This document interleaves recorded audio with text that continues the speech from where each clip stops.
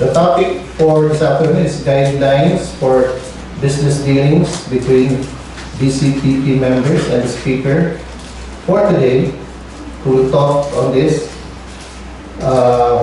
is no other than Brother Roy Negria. But before he gives this talk, allow me to share a short information about himself and his family. Our speaker is currently connected with one of the top network communications company in the country. He is the current senior sales manager of Smart Communications for Region 8. And our speaker is also an entrepreneur who owns several businesses. Among these are the House and Mouse Cafe and Wine and Resto, which are both located at Astrodome Seaside. He also owns a laundry cafe at Kaibaan, the Ocean. He is happily married to Sis Shirley Negria. They have been married for the past 25 years. So, let's give them a clap. Silver wedding. Everyone is in the future. I don't know when is the anniversary of bro. Okay, all of us are invited to the anniversary. Tapos na? Ayan. They have 3 children. They are blessed with 3 children, wonderful children. It's Josh, 24 years old, Yana, 19, and the youngest is Jolie, 13. To talk about the topic of guidelines for business dealings between Bclp members, help me welcome our session speaker this afternoon, Brother Ray Negria. Round of applause.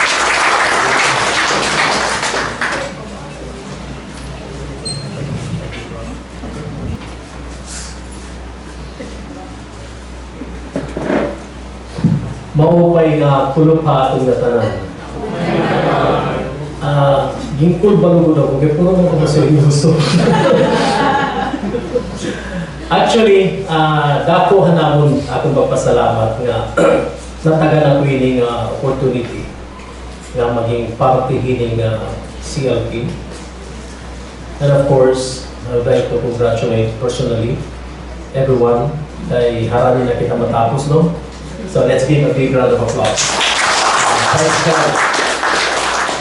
Dili humamay kay bisan ako para malilaksan kita ha.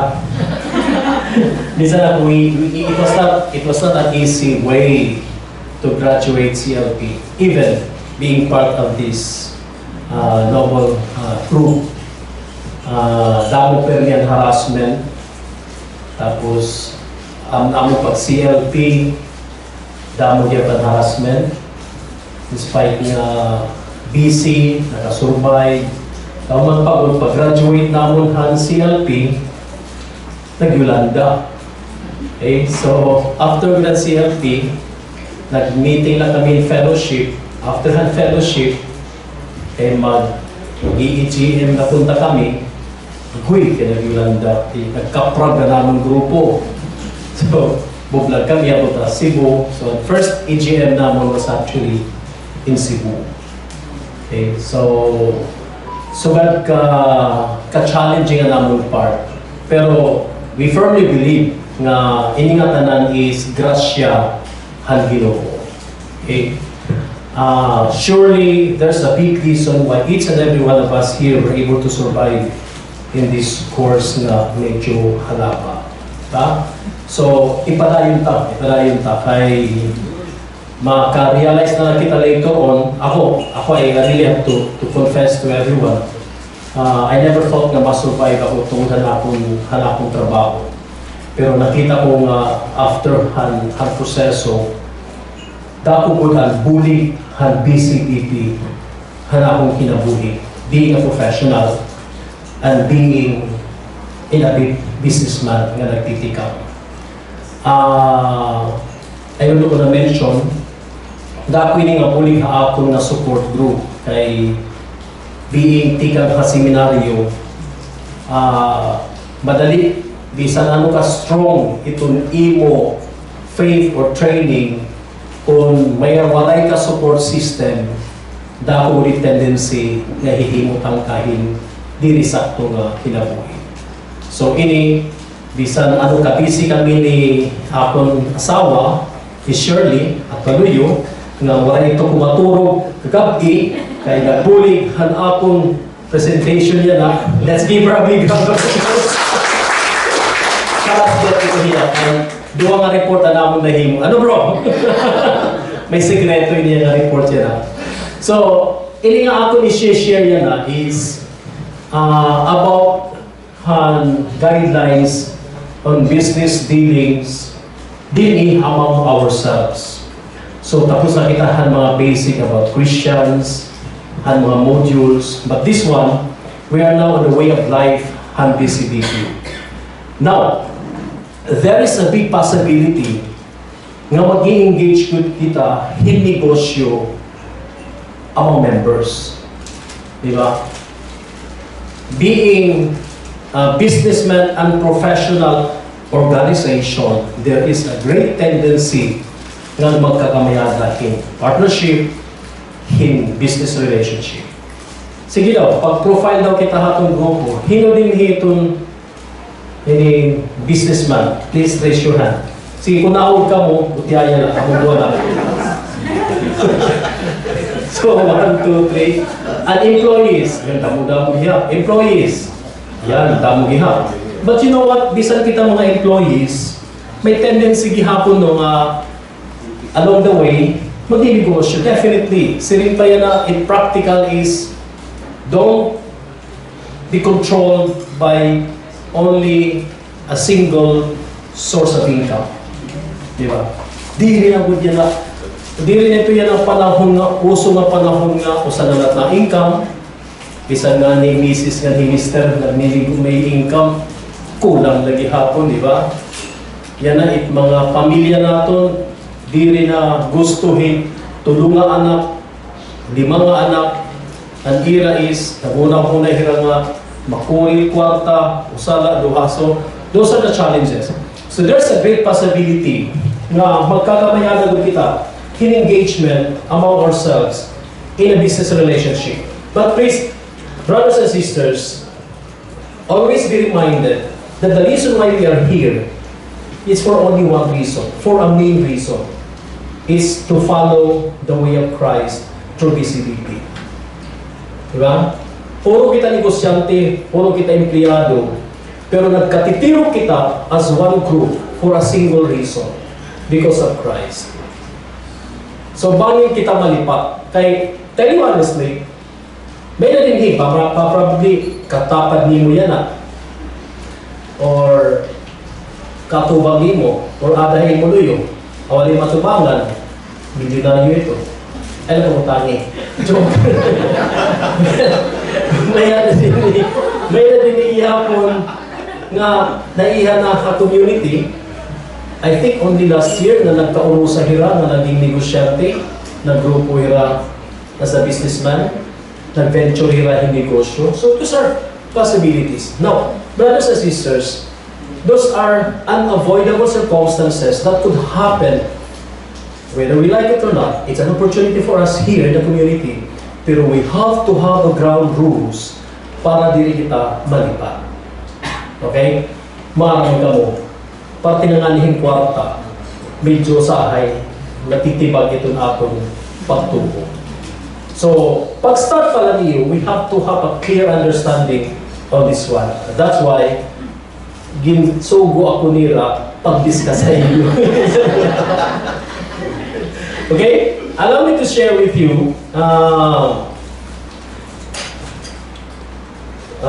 this topic is guidelines for business dealing.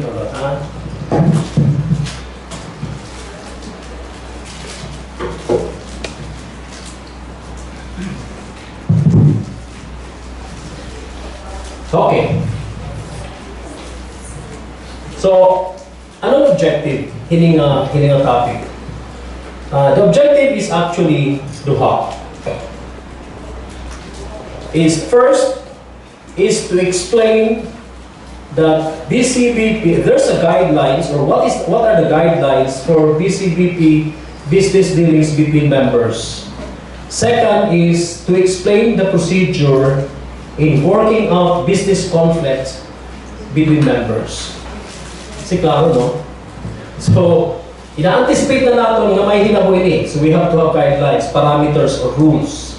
And then, the second objective is what? How to handle conflict. So in other words, na-anticipate ang community na magkakamayada in conflict. That's why iklaklaro ko na ito. Okay? Kaya sabihin ko pa kanina, kwarta ng in faith would always somehow in a way may conflict usahay along the way. Okay? So ang minute objective natin yan na. I will be discussing, to simplify, I will be discussing, sharing with you 9 ground rules or guidelines, and then I will also elaborate or explain to or understand may da lima-liwat na klase nga partnership or dealings na pwede mahinabo din haatong community. Okay? Are you ready? Yes. Ayan. Wala makaturog ha? Diba ito? Anytime if you feel if you feel medyo hindi pa attractive ba iyo itong topic, hindi pa ka mo negosyante because I see a lot of young people, pang kaedad ko. Atong kapingan yung tubig. So, yung tubig ay pag inabubuhay natin mata. Okay. So, I'll walk you through on the different and specific business relationships na may hihinabo. Number 1 is the corporation, partnership, or joint venture. Okay. With regards to partnership, as I've said, many na hinabuyan na only last year here in this community. All possible conflict of interest situation are unavoidable, and the members concerned has duty to make a full disclosure of all the facts and circumstances involving in the business. So, ang importante hinidinhi, whether magkausap kita community, if you enter into a partnership, make sure it's always above board. Okay? Ayaw kay tungod ka mag-usap kita community, diri na lang kita, mag-istorya na lang kita, diri klaro. No, don't do that. Kay, although on the start, you have a good intention, maiiba ito kung ang kwarta na ang iyo pag-oristoryahan. Kung dito black and white, clear cut, the policies, the guidelines, kung ano ang iyo partnership. Okay? So, ito ang partnership or corporation, at least kung corporation, mandated ka mo to follow on the parameters and mga requirements. Pero on the partnership, you really need to have a clear-cut agreement. The second one is the supplier professional or supplier professional with your customer and client na puro taga BCBP. Okay? For example, supplier kahin school supplies, tapos mapalitahin mo ang usang members kay magninegosyo liwatin mga school supplies sa eskwelahan, something to that effect. So, usagi hapon hito din nga possibility na relationship ato community. Another one is the employer-employee relationship. Diba? So, may na din yun, diba? So, usually, taking prudence or wisdom from the from the leadership, ginaaboy ito ikakanahin mag-usang EGM kay para at least diri magkamayadahin alanganin. So, possible ito hiya din but importante is we need also to have a clear-cut guidelines on this one. Kay bisan pa boss mo ito hiya, there's still some limitation. Okay? The other one is borrower and lender. Okay? So, sabi ko pa kanina, pangitaan na nila yung mga milyonaryo kay ito utangan. So, it's a possibility in the community. Of course, expect and treat it well and fairly. Don't rely so much na mag-usa ka mo community because the intention is actually on the business side na. So, dapat everything would be above board. Kung ano man ang dapat papag-usapan is not because nga member ka mo yung pag-usa sa community. And of course, the broker and client relationship. May napapaligyan tuna or property or whatever na taga-community. So, ayaw good, kinanglan, klaruhon good niyo, klaro good ang guidelines na kung i-discuss later on. Kay, maharon ka mo, usahay itong 3% or 5%, that's very subjective, di ba? Hindi ay man itong 3%, I don't care. Pero kung dapat transaction pa daw, ang 3% is millions gihapon, di ba?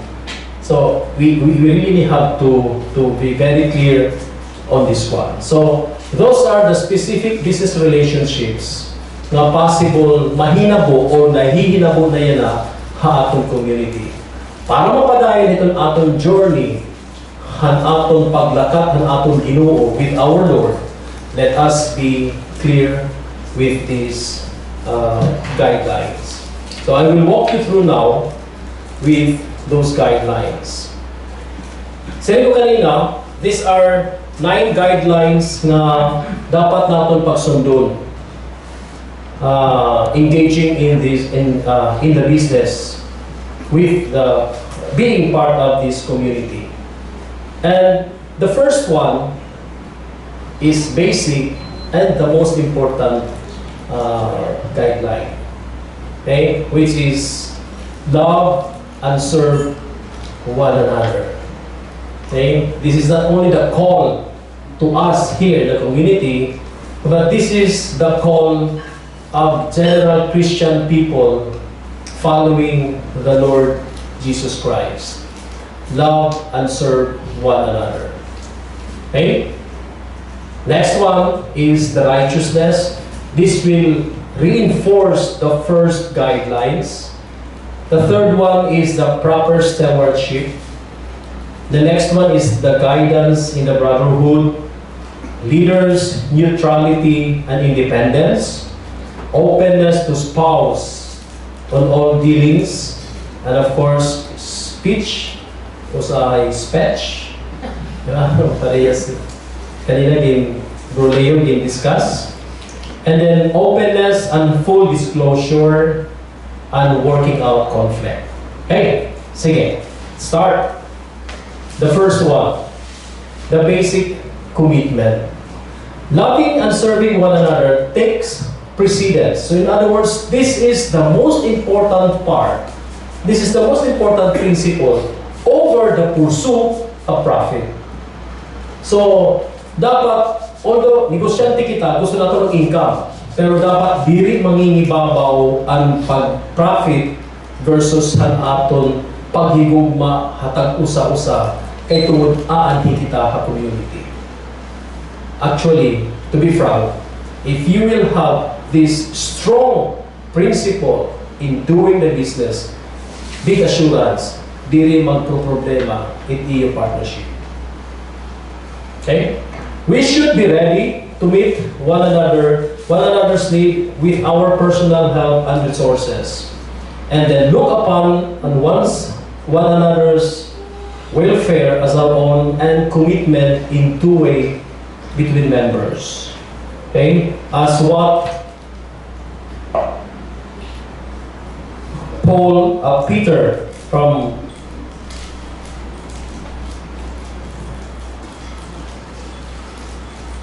verse 22, which says, saying ye have purified your soul in obeying the truth through the Spirit with love of the brother, so that your love with one another with pure heart. So, ang minut importante din itong iyo pagka-brother o pagka-sister tiniha community. And second is the righteousness. Sabi ko pa kanina, the first guidelines should be reinforced with the second guideline, which is righteousness. The righteousness is a committed to a life of righteousness and holiness, not just individually, but also as a body. So our dealing should reflect a life of righteousness in accordance with Christian tenets and principles pertinent to business situation at hand. The next one is proper stewardship. We are steward of the talents and resources entrusted to us by the Lord. Diba? Very clear haaton ang parable of talent. Diba? Still remember? Na ginpanagan nila hin kwarta, an usa iya naging tago, ay nahadlok iya han Ginoo, an usa iya gin-invest, nan dumamo, so nalipay ang Ginoo. Diba? Ngayon, we all know na ang kwarta is diri aton. Natog kami no? Kay akon ito.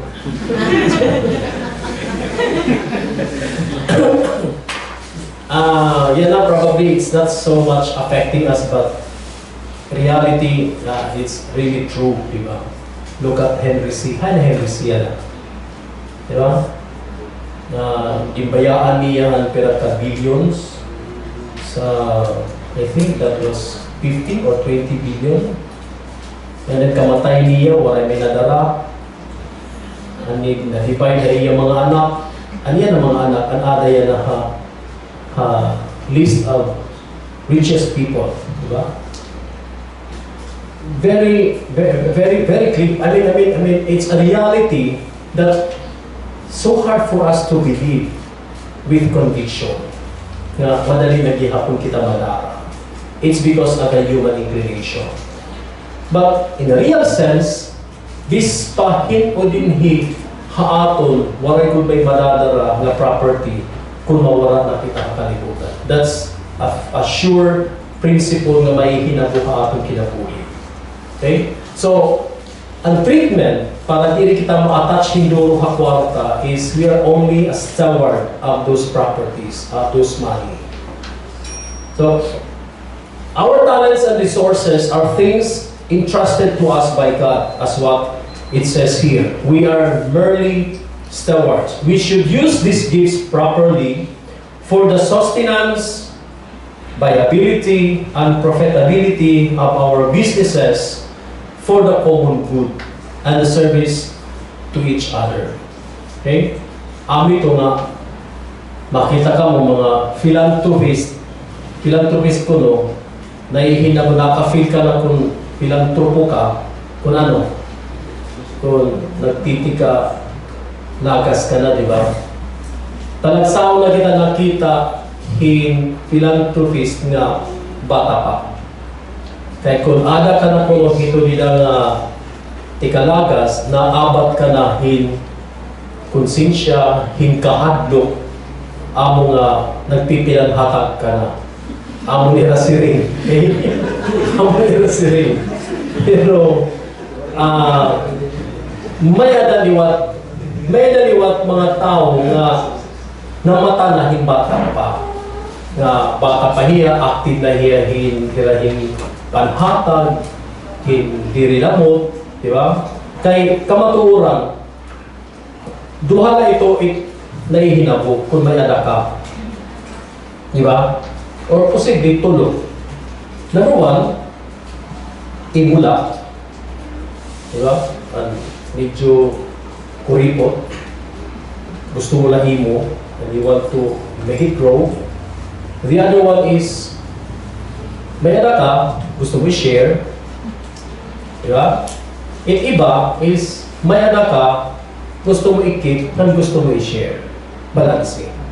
Okay?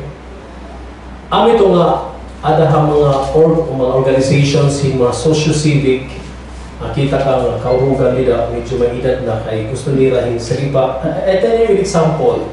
Nila, I am related actually Rotary and Eagles. Those organizations are actually one similar objective to help other people. At the age of 55, he's very rich. Very rich here in Tacloban. Pinakadako na usang na negosyo ng industry. Pinakadako. At the age of 55, Serenia, nag-semi-retire na niya. If you will estimate him, ang iya negosyo is billion, most likely. Umabot na ito iya nga po. Pero very active pa leader dito ito ng industry. Nag-semi-retire niya. Gusto na niya, management na niya negosyo, pasa na niya mga employees, nag-involve niya, hininga mga organizations, kaya gusto na niya magpilanghatag. And it's very true. It's very true. Kaya na-feel na niya nga, aanhong pa man niya, kaya na naman secure na niya mga anak. Diba? He's very active. And of course, being a businessman undergone great experience in terms of managing resources, dili liwat niya purara na pipilanghatag. But you can see him, how generous he is. Pag nag-aarag mo 1,000, naabot yan 5,000. Diba? Pag may project na kaya niya iyahon na, iihahon na. That's how sensible ang iya pagbuli. But the reason why he is very active in the socio-civic organizations is because of the principle. Na gusto na niya maghatag hin mga bully at the age of 50. It's very young. Na nakamayanan na niya in realization han baging philanthropo. Okay? So, amin mga guys. Patol isina. Nawawala na ako. Amin brothers and sisters nga, dapat ang atong treatment is we are only a steward. It's a challenge for us to have this kind of mentality or approach to all these properties. Pero kung amin i-develop natin inihan how we treat our resources, definitely dili good may iba't impression. May iba't impression because surely, again, siri ko pa, ito nga tao, siri pa niya, yan na pala nga, mo pa'y nala, nga yan na, nga sa'yo pa ta kinabuhi, na-realize ko, nga di ko't madadara, nga akong ipada ko. Dumako latiya after Yolanda. Imagine, mga tao nga niya natitigdaan, in kwarta, in tigda, di ba? Usually, di rin mo pay, di ba? At least this guy, I really appreciate this guy, kay bisan malaksin niya pagriko, pero maarang hiya magdara. Sa iba niya, kaya nung magpipinakawri ako, kung maglalagas ako, hindi ko nga negosyo, nga okay naman. Okay? So I hope we will have this, some kind of lesson on this example, kay surely, naiba kasi itong tao, itong treatment ha negosyo, depende niya orientation about money. Okay?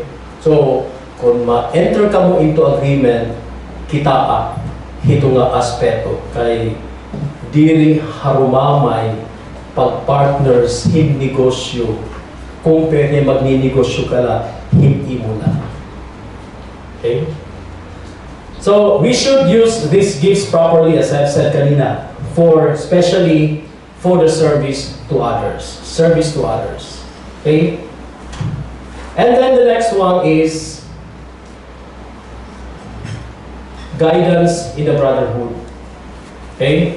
So,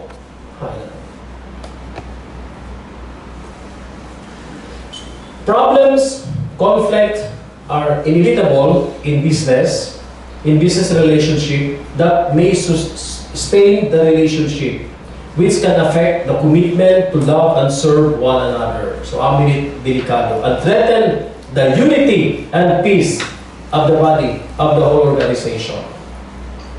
Uunahan ko na lang mo, this is a human organization. Nahihina po ito niya. Okay? Hindi niya atong community. Mamaya na mo ito conflict. Kaya di said ko pa kanina, di maiwasan na magkamaya na kita yung lilima na relationship na akong gin-discuss kanina. Business dealings should be shared with the chapter head or your unit leader or an iyo na shepherd na iyo. Dapat, it should be above board. Maang-araw kamuhin guidance sa hira para may the third party na magkakain na iyo. Okay? Ayaw niyo pa mabuligan.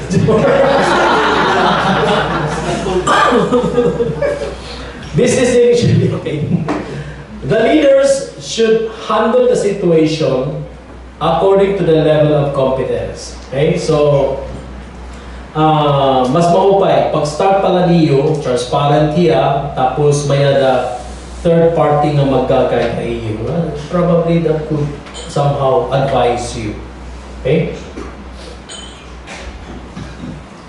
And of course, having said that, dapat ang atong leaders should maintain neutrality or independence on the dealings para in times of conflict or in times of pag-arbiter niya, dapat at least fair to both sides siya. Wise policy for BCBP leaders like the chapter outreach head, unit leaders, action group leaders, service ministry leaders, to inhibit from entering into the... So bro, di rin pwede. Butang na hindi bro, butang. Amin na rin bro, ang family directorate, why kayo butang para pwede ako. Na members directly under their care. So para kay Serico pa dito maaboy para may ada ma-control or arbiter. So as much as possible diri ma-involve. Then rationally is for the leader to provide objective input and guidance in a member's life to include business affair. Okay, so ani kita community expressing our faith, united as one community. So pagkagawas naton negosyante kita, hoping na we're bringing Christ into the marketplace. Ayun, ini anay matago ko rin poste. Openness to spouse on all dealings. Okay, so negosyo. It's always, it's a best foot forward kung an imo negosyo is open or with the consent or with the partnership of your spouse. Ako for example, my personal example is we're very clear on this one. Saan kami mag-venture, hinegosyo, the ownership is coming from both of us. It might be somebody started that idea, but pag na-finalize the idea, the owner of that idea, dapat kamo na duha. Not anymore from that single person na nag-suggest. Para, number one, technique ito para simple ko, ikaw mapapasol lang bro. Kamo nga duha. So, sugad ito yung supportive. Amin kita nagsisinandikit ulo kaya wala pa kumaturog sige pa kanina. Yan nag-human presentation. So, importante is ang business should always be involved ang iyo spouse. Kay diri nga ni labi na kon may transaction ma-involve pa ang community, diri pa involve ang imo spouse. I think you're creating complication to sitwasyon. Okay?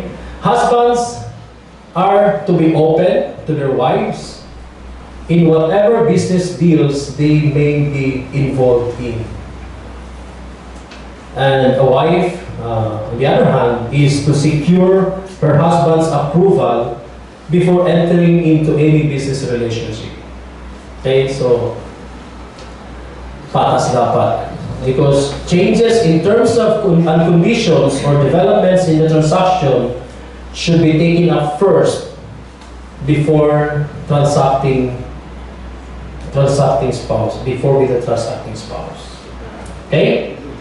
Klaro? So, klaro ha? Okay. And speech, okay? So, para ka manegosyo, di ba? There's such thing as negosyo. Damo mo yung permit itong trade secret, di ba? As much as possible, if you are in a business, minimize itong mga talk about business. Even here in the community, put it in the sideway, tapos para diri masagulan kay siri pa negosyante nakalimutan mo gud yan. Number one power is what? Idea, di ba? You can observe the kalibutan niya na dati when we had the Industrial Revolution, para ka maging successful na negosyante, dapat may factory ka, di ba? May naka-industry. Yan na tungkol na nag-evolve ng kalibutan. The most powerful person right now is the person who have that idea. Di ba? Just imagine, may dausang na negosyante na nakanegosyo hiya hin hotel, nga waray hiya hotel. Diba? Nakanegosyo hiya hin waray hiya taxi, waray hiya magputal na bangko. Diba? So that's how powerful. Di man ito nagtingang na negosyo. It's just coming from his mind. You know? Waray hiya capital. Of course may capital. I mean, direct capital to that exact business, nada. Diba? So, ideas good luck. So, being a negosyante right now, as much as possible, tone down your giving inputs. Amin nga, kung kita na nagtitigan pala negosyo, suga din na nagbubuhaton. Panghitan-hitan sangkay nga mga successful na negosyo, because that's the easiest way to learn those business coming from their experience. Networking. Because it's not that easy. Siring pa, mahal itong tuition fee. If you want to learn that something, go to school, it's very expensive. Investment na is friendship. Diba ito? If you have that idea, keep it to yourself. Number one, hindi ka maharang magiging epekto on the other side. It's either makukuha niya, or it will be against you, or you don't have any control. Okay? And of course, to avoid marites, di ba? So, di ka mo nakilala ng marites? Yeah. So, in sharing to others information, by others of information, particularly those arising from business difficulties, should always be guided by righteous and prudent use of speech. Kaya may nanangaling conflict, tapos this is on the negative side ng speech ha. May nanangaling conflict, tapos igagawas, i-verbalize siya, hindi kita maharang itong epekto, tapos bisan ang problema, iyo lang na duwa, i-verbalize mo to the community, so may iba an effect, so ma-expand ang issue. Avoid using failed business transactions as conversation piece or instrument for slander. Yun. That's strong. And next one is openness and full disclosure. Misunderstanding should always be avoided to preserve peace and harmony between and among the members. Thus, we are duly bound to fully disclose the material facts and attendant risk relative to a business proposition. Reversely, it is a responsibility to seek answers and clarifications to all questions about transaction. Okay? Another one is working out on conflicts. So, sa iba kanina, this is unavoidable circumstances na may hinabo kay in every relationship, there's always a conflict. Di ba? So, may hinabo din niya. Being members of the same body, the same community, we should exert every effort to resolve conflict or misunderstanding in an amicable manner, to preserve loving personal relationship, and to prevent harm or injury to the body who are involved. If conflict cannot be resolved by the concerned members, elevate the matter to chapter head. Bro, ready ka na ha? Elevate na yun. Who was needed, may elevate matter to higher authorities. Kung di kaya, then wala kita may himo, it has to go to the legal process. So, medyo maulol. Pero, bisan pa umabot ito nila, I hope we will still maintain being a member of the community. Yun. So, those are the 9 guidelines. These are the additional guidelines na i-share ha iyo is general attitude. So, bottom line, sabi ko pa kanina, if you have the first guideline kanina, ano to? Serve and love each other, or love one another. Plus, ini nga general guideline, surely, maa-avoid natin ang conflict. People are here in the BCBP primarily in mind God's business in this world for salvation of ourselves and others. So, dili ko niya dapat hingalintan. If main consideration is personal business dealings, yun, may kasi nag-approach sa ako, you wanna know kung hino? Ay, nanano.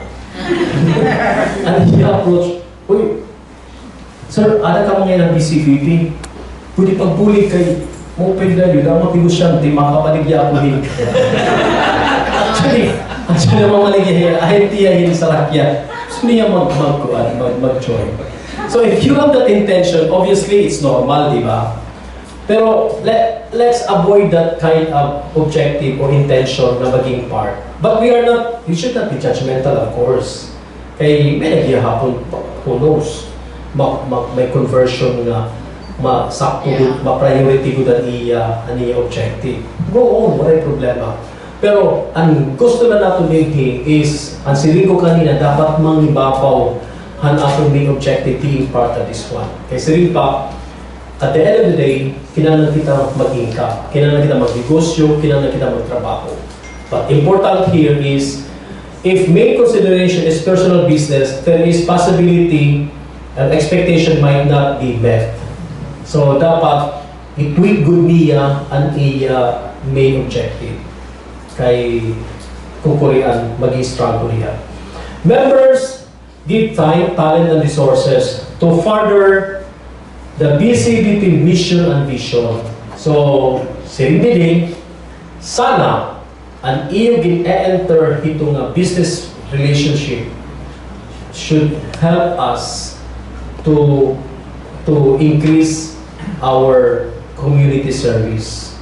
Sige ba, token of gratitude to the Lord na i-discuss later on hanapon mga brothers sa iyo, hanapon pa contribute for the community.